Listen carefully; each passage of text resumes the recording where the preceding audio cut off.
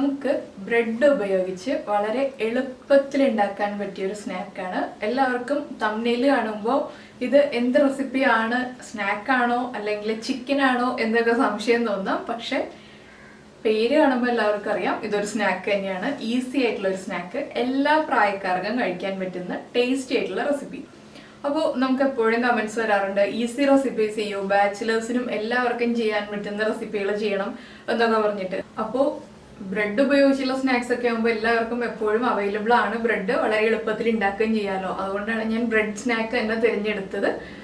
അപ്പോൾ ഇതിൽ നമുക്ക് ഇഷ്ടമുള്ള വെജിറ്റബിൾസ് ഒക്കെ ആഡ് ചെയ്യാം കേട്ടോ. അതൊക്കെ എന്തൊക്കെയാണെന്നുള്ളത് വീഡിയോ ചെയ്യുമ്പോൾ കൃത്യമായിട്ട് പറഞ്ഞുതരാം. ഏറ്റവും പ്രധാനപ്പെട്ട ഒരു കാര്യം എന്താണെന്ന് വെച്ചാൽ ബ്രെഡാണ്. അതുകൊണ്ട് കുക്കിംഗ് ടൈം നമ്മൾ കറക്റ്റ് ആക്കിയിരിക്കണം. അതുപോലെ തന്നെ കറക്റ്റ് ആയിട്ട് മുരിഞ്ഞിട്ടുണ്ടെങ്കിൽ ടേസ്റ്റ് ഉണ്ടാവുള്ളൂ. ആ ഒരു കാര്യം മാത്രമേ ഇതിൽ ശ്രദ്ധിക്കാനുള്ളൂ.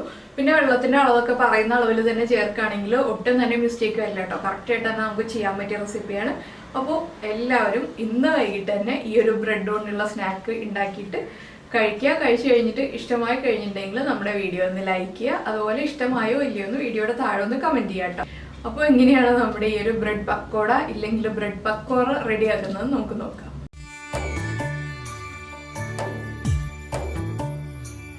അപ്പോൾ നമുക്ക് നമ്മുടെ ഇൻഗ്രീഡിയൻസ് നോക്കാം. ഞാനിപ്പോൾ ഒരു 6 ബ്രെഡ് സ്ലൈസ് എടുത്തിട്ടുണ്ട്. ഇതിപ്പോൾ പുതിയ ബ്രെഡോ തലേ ദിവസത്തെ ബ്രെഡോ ഏത് വേണമെങ്കിലും നമുക്ക് യൂസ് ചെയ്യാം കേട്ടോ.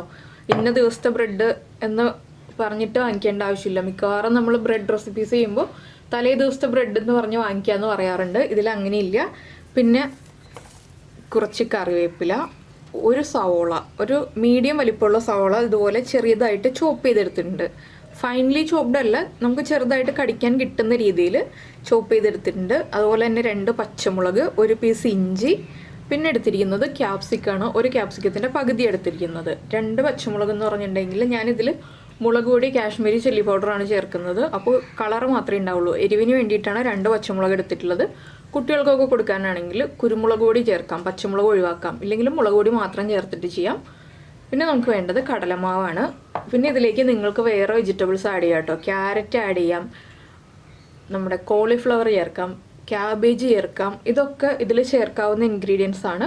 അപ്പോൾ നമ്മുടെ കയ്യിൽ എപ്പോഴും കിട്ടുന്ന ഇൻഗ്രീഡിയൻസ് ഏതൊക്കെയാണോ നമ്മുടെ കയ്യിലുള്ളത് വെച്ചിട്ട് നമുക്ക് ചെയ്യാവുന്ന റെസിപ്പിയാണ്. ആദ്യം നമുക്ക് ഈ ബ്രെഡ് ഒന്ന് പൊടിച്ചെടുക്കാം. നമ്മൾ ബ്രെഡ് ക്രംസ് ആക്കി എടുക്കില്ലേ മിക്സിയിൽ പൊടിച്ചിട്ട്, അതുപോലെ പൊടിച്ചെടുക്കുക. നമ്മൾ ബ്രെഡ് എടുത്തിട്ട് ചെറിയ ചെറിയ പീസുകളാക്കിയിട്ട് മിക്സിയുടെ ജാറിലേക്ക് ഇട്ടിട്ടുണ്ടെങ്കിൽ ഈസി ആയിട്ട് പൊടിച്ചെടുക്കുക കേട്ടോ. ഇതൊക്കെ എല്ലാവർക്കും അറിയാവുന്ന കാര്യങ്ങളൊക്കെ തന്നെയാണ്. പിന്നെ കുക്കിംഗ് പഠിച്ചു തുടങ്ങുന്ന കുട്ടികൾ ഉണ്ടെങ്കിൽ അവരൊന്നും മനസ്സിലാക്കാൻ വേണ്ടി പറഞ്ഞു എന്നേ ഉള്ളൂ.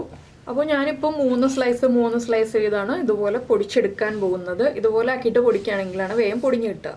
അപ്പോൾ ഞാനിപ്പോൾ ഫസ്റ്റ് ബാച്ച് ബ്രെഡ് പൊടിച്ചു. ഇപ്പോൾ സെക്കൻഡ് ബാച്ചും പൊടിച്ച് നമ്മൾ ഒരു ബൗളിലേക്ക് ഇട്ടിട്ടുണ്ട്. ഇതുപോലെ പൊടിഞ്ഞാൽ മതി കേട്ടോ. നമ്മൾ സൈഡ്സ് ഒന്നും കട്ട് ചെയ്തിട്ടൊന്നുമില്ല. ഫൈനായിട്ട് പൗഡർ ആവേണ്ട ആവശ്യമില്ല. ചെറിയ തരികളൊക്കെ ഉണ്ടെങ്കിലും കുഴപ്പമൊന്നുമില്ല. ഇതിലേക്ക് നമുക്ക് ആദ്യം കുറച്ച് ഉപ്പ് ചേർക്കാം. നമ്മുടെ പക്കോടയ്ക്ക് ആവശ്യമായിട്ടുള്ള ഉപ്പ് ആദ്യം ചേർക്കുക. അതുപോലെ തന്നെ ഒരു 1/2 ടീസ്പൂൺ മഞ്ഞൾപ്പൊടി, 1 ടീസ്പൂൺ കാശ്മീരി ചില്ലി പൗഡർ. പിന്നെ നമ്മൾ മുറിച്ച് വെച്ചിരിക്കുന്ന വെജിറ്റബിൾസ് ചേർക്കാം. സവോളയും പച്ചമുളകും എല്ലാം ഒരുമിച്ച് തന്നെ ചേർക്കാം കേട്ടോ. ഇതിലേക്ക് നമ്മൾ എടുത്തിരിക്കുന്ന കറിവേപ്പില ചേർക്കാം. കറിവേപ്പില ഒന്ന് ചെറുതായിട്ട് മുറിച്ച് ചേർക്കുകയാണെങ്കിൽ കുറച്ചുകൂടി നന്നായിരിക്കും. ഇതിലേക്ക് നമുക്ക് 1 ടേബിൾ സ്പൂൺ അരിപ്പൊടി ചേർക്കാം. ഇത് താല്പര്യം ഉണ്ടെങ്കിൽ ചേർക്കാം, ചേർത്തില്ലെങ്കിലും കുഴപ്പമൊന്നുമില്ല. ആ ഒരു ക്രഞ്ചിനെസ് കിട്ടാൻ വേണ്ടിയിട്ടാണ് നമ്മൾ അരിപ്പൊടി ചേർക്കുന്നത്.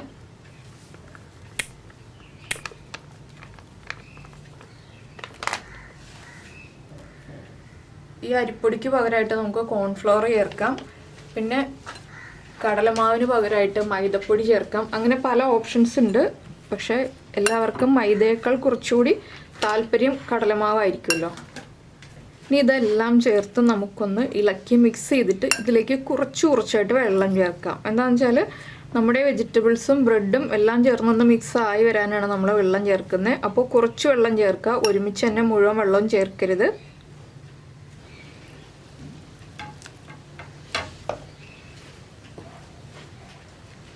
ബ്രെഡ് ഒന്ന് നന്നായിട്ട് സോഫ്റ്റായി കിട്ടാനായിട്ടാണിത്.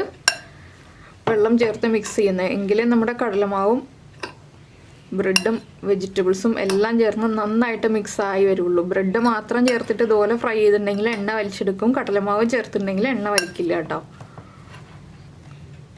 ഞാനിപ്പോൾ ഒരു 1/2 കപ്പ് വെള്ളം എടുത്തിട്ടുണ്ട്, പക്ഷെ കുറച്ചായിട്ടാണ് ആഡ് ചെയ്യുന്നത്.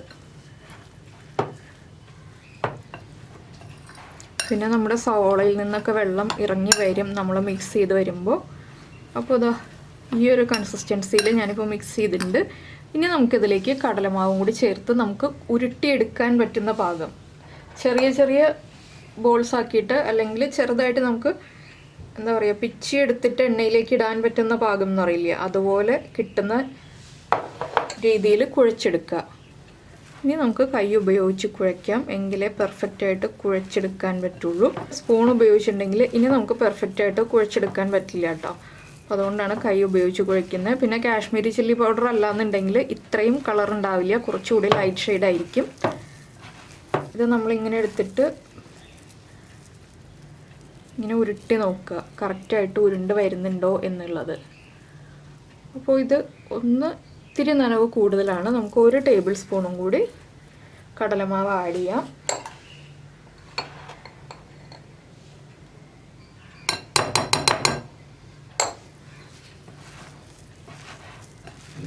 വല്ലാതെ ടൈറ്റായി പോയിട്ടുണ്ടെങ്കിൽ ഉള്ള വേവില്ല, പുറം മാത്രം കറക്റ്റായിട്ട് മൊരിഞ്ഞു വരുള്ളൂ. അതുകൊണ്ട് വല്ലാതെ ടൈറ്റായിട്ടുള്ള മിക്സാക്കി എടുക്കരുത്, ഒരുപാട് ലൂസായിട്ടുള്ള മിക്സാക്കി എടുക്കരുത്.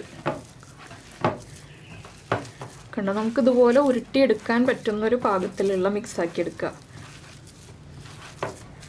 അപ്പോൾ ഞാനിപ്പോൾ ഒരു 4 ടേബിൾ സ്പൂൺ കടലമാവ് ചേർത്തിട്ടുണ്ട്. ഇനി ഉപ്പ് ചെക്ക് ചെയ്യുക, ഉപ്പ് കുറവാണെങ്കിൽ നമുക്ക് ഉപ്പ് ആഡ് ചെയ്യാം. അപ്പോൾ ഇതാ നമ്മുടെ മിക്സിങ് കഴിഞ്ഞു. ഇനി നമുക്കിത് ഫ്രൈ ചെയ്തെടുക്കാം. മിക്സ് ചെയ്ത് വയ്ക്കേണ്ട ആവശ്യമൊന്നുമില്ല കേട്ടോ, മിക്സ് ചെയ്യുക, ഉടനെ തന്നെ ഫ്രൈ ചെയ്യാം. പിന്നെ മല്ലിയിലയുടെ ഫ്ലേവർ താല്പര്യമുണ്ടെങ്കിൽ ഇതിലേക്കൊരു 2 ടേബിൾ സ്പൂൺ മല്ലിയില മുറിച്ച് ചേർക്കാം കേട്ടോ. മല്ലിയില താല്പര്യമുണ്ടെങ്കിൽ മാത്രം, ഇല്ലെങ്കിൽ ചേർക്കേണ്ട ആവശ്യമില്ല. അപ്പോൾ നമ്മളിപ്പോൾ എണ്ണ ചൂടാക്കാൻ വെച്ചിട്ടുണ്ട്. ഇതിലേക്ക് ആദ്യം നമുക്ക് ചെറിയൊരു പീസ് മാവ് ഇട്ട് കൊടുക്കുക കേട്ടോ, എണ്ണ കറക്റ്റ് ആയിട്ടുണ്ടോ എന്നറിയാൻ വേണ്ടിയിട്ട്. എണ്ണ കറക്റ്റായി വരുമ്പോൾ കറക്റ്റായിട്ട് ഇത് പൊങ്ങി വരും. പിന്നെ നമ്മുടെ കയ്യിൽ എണ്ണയൊന്ന് തടവി കൊടുക്കുക, എങ്കിലേ നമ്മുടെ കയ്യിൽ ബ്രെഡിന് മിക്സ് ഒട്ടാതിരിക്കുള്ളൂ. അപ്പോൾ നമ്മുടെ എണ്ണ ഇപ്പോൾ നന്നായിട്ട് ചൂടായിട്ടുണ്ട്. ഞാൻ ആദ്യം ഇട്ട ഈ ഒരു പീസൊന്ന് മാറ്റുകയാണ്, ഇല്ലെങ്കിൽ അത് കരിഞ്ഞു പിടിക്കും. ഇപ്പോൾ ഫസ്റ്റ് ബാച്ച് ഇടുമ്പോൾ ഞാൻ ഹൈ ഫ്ലെയിമിൽ വെച്ചിട്ട് തന്നെയാണ് ഇടുന്നത്. ഇതുപോലെ ചെറിയ ക്വാണ്ടിറ്റി ആയിട്ട് എടുത്തിട്ടുണ്ട് കേട്ടോ. ഇത് ഏത് ഷേപ്പിൽ വേണമെങ്കിലും നമുക്ക് എടുക്കാം, ബോൾസ് ആക്കി എടുക്കാം, കുറച്ച് പരത്തി എടുക്കാം. അപ്പോൾ ആദ്യത്തെ ബാച്ച് മാത്രം നമ്മൾ ഹൈ ഫ്ലെയിമിൽ വെച്ചിട്ട് ഇടുകയുള്ളൂ എണ്ണയിലേക്ക്. എന്താണെന്ന് വെച്ചാൽ എണ്ണയുടെ ചൂടൊന്ന് കറക്റ്റായി വരാൻ വേണ്ടിയിട്ടാണ് ഹൈ ഫ്ലെയിമിൽ വെക്കുന്നത്. പിന്നീട് നമുക്ക് ഫ്ലെയിം കുറയ്ക്കണം, ഇല്ലെങ്കിൽ ബ്രെഡാണ് പുറം വേഗം കരിഞ്ഞു പോവും, ഇൻസൈഡ് കറക്റ്റായിട്ട് കുക്കാവില്ല. ഞാനിപ്പോൾ കറക്റ്റ് ഇങ്ങനെ ഇന്ന ഷേപ്പൊന്നും നോക്കിയിട്ടല്ല ഇടുന്നത്. ഒരു പക്കോറ എന്ന് പറയുമ്പോൾ നമുക്കറിയാമല്ലോ, പല പക്കോറകളും നമ്മൾ ഷേപ്പ്ലെസ് ആയിട്ടാണ് ഉണ്ടാക്കാറുള്ളത്. കുറച്ചായിട്ട് എടുത്ത് ഇതുപോലെ എണ്ണയിലേക്ക് ഇടാം. അപ്പോൾ ക്യാബേജ് ആണെങ്കിലും ക്യാരറ്റ് ആണെങ്കിലും ഒക്കെ ചേർക്കുകയാണെങ്കിൽ പൊടിയായിട്ട് മുറിച്ച് ചേർക്കുക, ഇല്ലെങ്കിൽ ഗ്രേറ്റ് ചെയ്ത് ചേർക്കുക കേട്ടോ, ക്യാബേജും ക്യാരറ്റും ഒക്കെ. കോളിഫ്ലവർ ആണെങ്കിൽ ഫൈനായിട്ട് ചോപ്പ് ചെയ്ത് തന്നെ എടുക്കുക. അപ്പോൾ ഫസ്റ്റ് ബാച്ച് ഇത്ര ഇടുന്നുള്ളൂ. ഞാനൊരു 4 ബാച്ചായിട്ടാണ് ഫ്രൈ ചെയ്തെടുക്കാൻ പോകുന്നത്. ഇതൊന്ന് ഫ്രൈ ആയി തുടങ്ങുമ്പോൾ നമുക്ക് തിരിക്കാം, ഉടനെ തന്നെ തിരിക്കരുത്. ഇനി മീഡിയം ഫ്ലെയിമിലേക്ക് ആക്കുക, ഹൈ ഫ്ലെയിമിൽ നിന്ന്. ഇനി നമുക്കിതൊന്ന് അടുത്ത സൈഡിലേക്ക് തിരിച്ചിട്ട് നോക്കാം. കറക്റ്റായിട്ട് അങ്ങ് കുക്കായിട്ടില്ല കേട്ടോ, 2 പ്രാവശ്യമെങ്കിലും തിരിച്ചിടണം.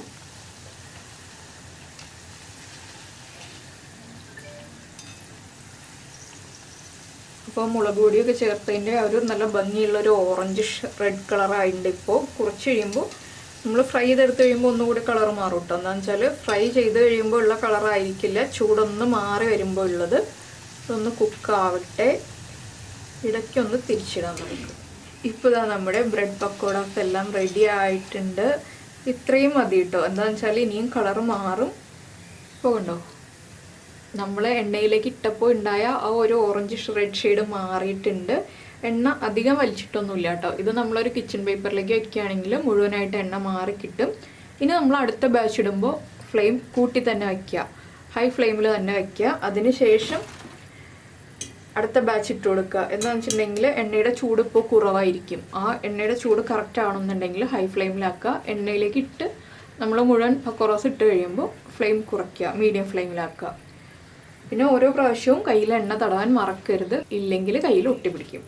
അപ്പോൾ ഞാൻ ഇതുപോലെ ഈ നമ്മൾ മിക്സ് ചെയ്തിരിക്കുന്ന മിക്സ് കംപ്ലീറ്റ് ഫ്രൈ ചെയ്തെടുക്കട്ടെ. അപ്പോൾ നമ്മുടെ ഈസി ബ്രെഡ് പക്കോറാസ് എല്ലാം റെഡി ആയി കഴിഞ്ഞു. ഇതൊരു ചെറിയ ക്വാണ്ടിറ്റി അല്ലേ നമ്മളെടുത്തുള്ളൂ. 6 സ്ലൈസ് ആകുമ്പോൾ ഇത്രയൊക്കെ ഉണ്ടാവുള്ളൂ കേട്ടോ. അപ്പോൾ കൂടുതൽ വേണമെങ്കിൽ നമ്മളെടുത്ത എല്ലാ അളവുകളും കൂട്ടിയെടുക്കുക. ഇപ്പോൾ പറഞ്ഞിരിക്കുന്ന അളവുകളിൽ നിന്ന് ഇരട്ടിയാക്കി എടുക്കുക. അപ്പോൾ കൂടുതൽ ക്വാണ്ടിറ്റി ഉണ്ടാവും. അപ്പോൾ അതാ ടേസ്റ്റ് ചെയ്യുമ്പോൾ എങ്ങനെയുണ്ട്?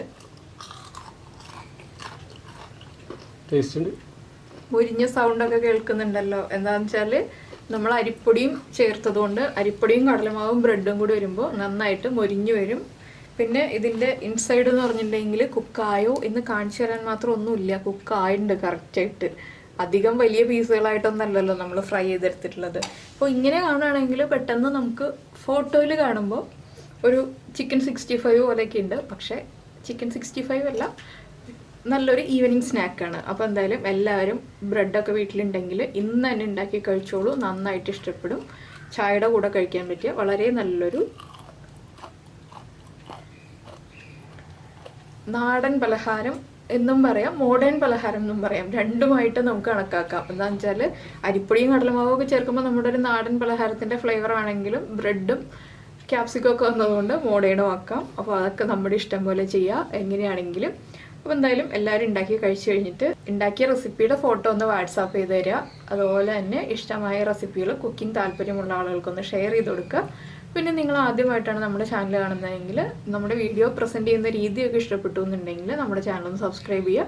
സബ്സ്ക്രൈബ് ചെയ്യുന്നതിനോടൊപ്പം തന്നെ ആ ബെല്ലൈക്കണും കൂടെ ഒന്ന് ക്ലിക്ക് ചെയ്യുക. അപ്പോൾ ഞാൻ എല്ലാ ദിവസവും വീഡിയോ അപ്ലോഡ് ചെയ്യുമ്പോൾ നിങ്ങൾക്ക് നോട്ടിഫിക്കേഷൻ വരും. അപ്പോൾ എന്തായാലും ഞങ്ങളിത് കഴിച്ചൊക്കെ തീർക്കട്ടെ. നമുക്ക് നമ്മുടെ അടുത്ത റെസിപ്പിയുമായിട്ട് അടുത്ത ദിവസം കാണാം. ബൈ.